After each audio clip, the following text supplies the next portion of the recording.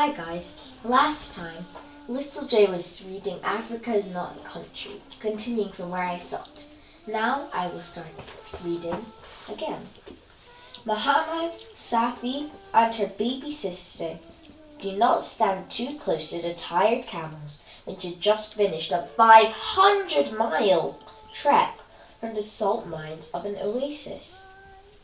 This 900-year-old city had long been associated with mystery and wealth. Wow, that's interesting. The valuable slabs of shining white salt, about 70 pounds, just 32 kilograms each, that's a lot, will be taken off the camels and piled onto taxis, which will drive the salt onto boats bound for the city of Mopti on the Niger River. From Mopti, the salt will be loaded onto trucks headed for neighboring countries whose peoples will use it to season their food. Wow, this of Mali, they mine salt. That's interesting. They mine salt so that we can season our food and make it nice. On Fogo, an island within the island nation of Cape Verde, Maria, Carolina, and Celso work in the fields. They have milked the goats and weeded the plants. Carolina shoos away the crows and keeps the hungry goats out of the watermelon and squash patches. Just before lunch, the children dig up sweet potatoes. They will then bring them to their father, Jose, who has been farming with them all morning. So they've been farming. They're little farmers. Lydia, his wife, has been selling goods to her customers in town. She will come home in time to eat lunch with her family before returning to her shop. Wow. So in here, in Cape Verde, they farm. Sena, Celeste, and Darine have come to market in Cotonou, Benin's busiest city, to buy beans and tomatoes for lunch. As Sena holds her cousin's hand, she greets each vendor. When she says Mefuoya or Mefunona, I'm not sure, or Mifonde or Ajidada or Bonjour, she hears two little voices repeat each greeting. The Me greetings are in the Bon, Guan, and Mina languages. Sena speaks Bon at home. It is similar to Guan and Mina, where Sena has learned to speak from friends and relatives. Ajidada is Yoruba. Sena's grandmother is Yoruba, so she speaks the language well. The French bonjour is not heard as often as the other greetings, but Sena still speaks it every day in school. So they speak a lot of languages: Bon, Guan, Mina, Yoruba, and French. Wow. Every afternoon, sounds of kicking, passing, and scoring echo through the backyards, streets, and parks of the coastal city Abidjan in Cote d'Ivoire. Henry and his friends play soccer for hours on end. In their neighborhood, all the players pitch in a few francs, which is a type of currency. In their neighborhood, all the players pitch in a few francs to buy a ball. This time, Henry is keeper of the ball. He will take it home between games, so somebody has to keep the ball. When not playing, the boys may be watching their favorite team on TV.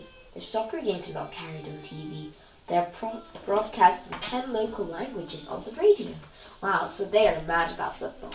In her family's tent in the Sahara Desert in Mauritania, Fatima greets afternoon guests with tea.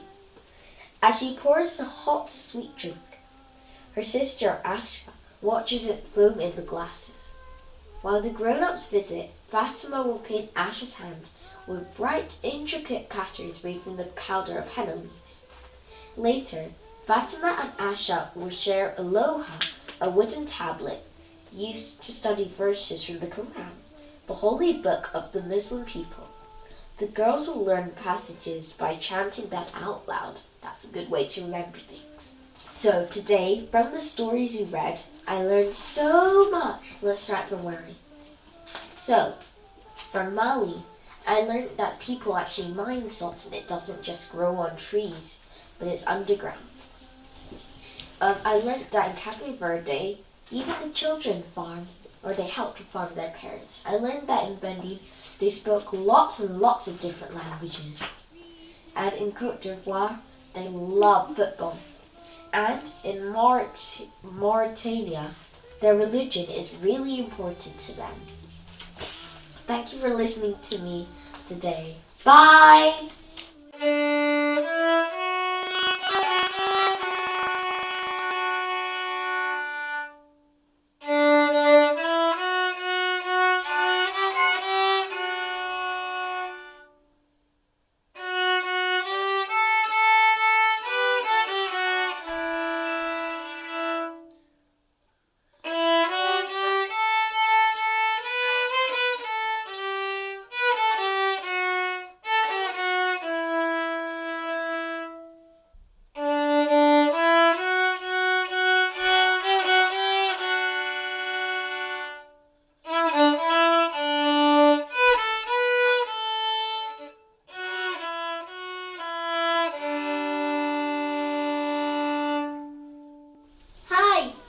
Today we're reading Africa is Not a Country. I'll continue from where Big J stopped. Priscilla and Mary have been traveling for several hours, so they're hungry. They poke their heads out of the window to buy some bananas, which are at least 17 varieties in Tanzania. Today the girls have two choices. Their uncle has gone to the Juka to buy them gold drinks. The girls hope that the man who drives the bus will soon tell all of the passengers to get back on board. They want to get to their grandmother's in time to play with their cousins before supper. This is the picture of Priscilla and Mary.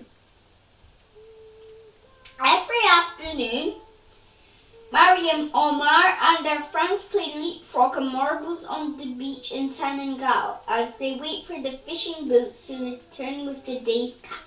As soon as the boats are beached, the fishermen begin to divide the several hundred ocean perch and redfish.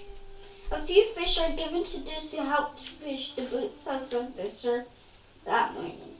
Each fishing family gets a share of the fish. Even if the fishermen are sick and can't work, the fish are set aside for his family. The remainder are often sold to a buyer from Dakar who shows up in a truck. Dihab and Macron want their mother to hurry into the car so that they can get to the National Museum in Addis Ababa to see the Lucy exhibit.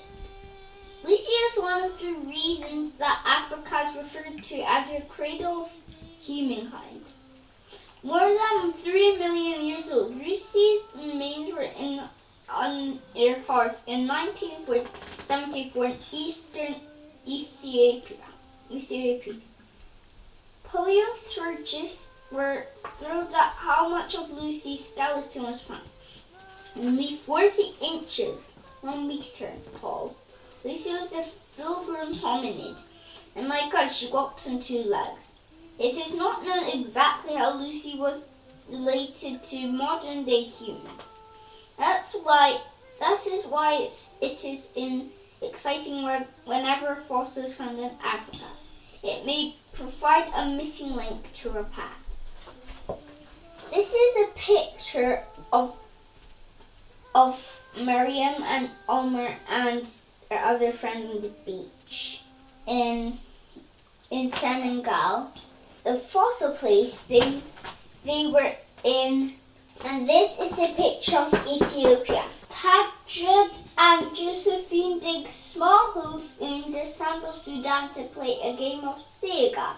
Both children count and toss stones from hole to hole. Josephine wins because she captures the most stones. Almost immediately, Taj sets up his stones for a second game. SENEGAL, which is called Gataban Eritrea, Turso in Zimbabwe, and Melnicove in Liberia, is played by children and grown-ups.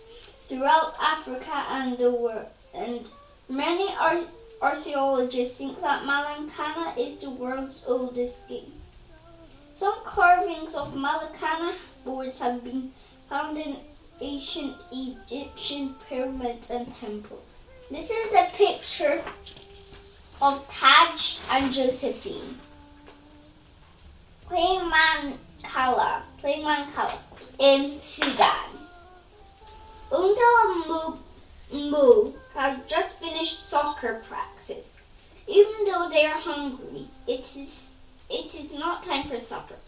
Hot and thirsty, I plop them onto the couch, sipping from glasses of cold water as they watch cartoons. After the shows, and the boys and Undal's sister will go to Mo's house to eat salted fish with mushrooms, fufu, and cassava leaves.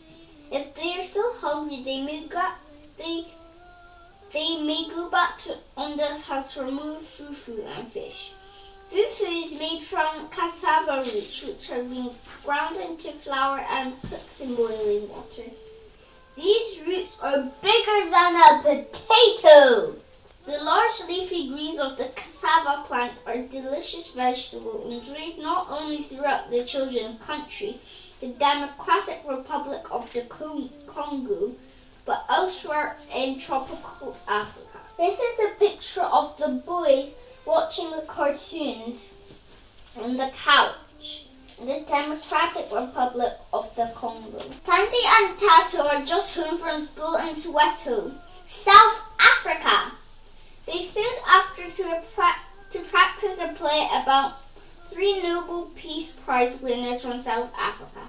Chief Albert John Lusuthi, the Reverend Desmond Tutu, and President Nelson Mandela dedicated their life to seeing that all people were treated fairly, regardless of their skin color.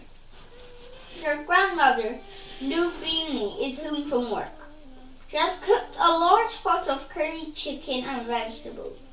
The children's mother, Mafabo, and their Uncle Oliver were not returned from their jobs in Johnson until after Sandy and Sato have washed the dishes and finished their homework. This is a picture of Sato and Sandy in South Africa running into the house. What I learnt is that we do play games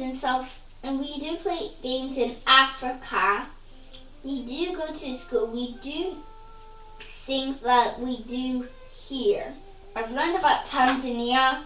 I've learned about Senegal. I've learned about Ethiopia. I've learned about Sudan, and I've learned about the Democratic Republic of the Congo, and I've learned about South Africa.